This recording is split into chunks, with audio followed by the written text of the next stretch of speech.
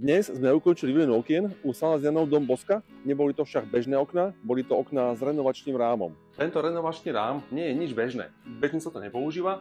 Veľká prednosť tohoto systému je práve v tom, že okno sa nemusí vyspravovať, vloží sa do otvoru a vďaka svojmu presahu okenného rámu, ktorý je zhruba polka z tejto plochy, čiže 3,5 cm, nám prekrýva škáru. Čiže okno nie je takéto robustné, ono je len potiaľto a tento presah, tento falc 3,5 cm zhruba na hrúbku 1 cm nám kryje pripojovaciu škáru. Kde takéto okno vieme použiť? Vieme ho použiť tam, kde okno vsadíme do otvoru, nechceme robiť žiadne vysprávky.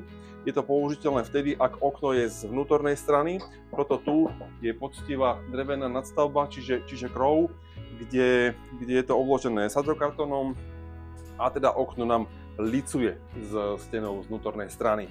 Okno je osadené trojsklom, obvodové kovanie s mikroventiláciou, s ventiláciou a teda varianta pre tento prípad ako šitá na mieru.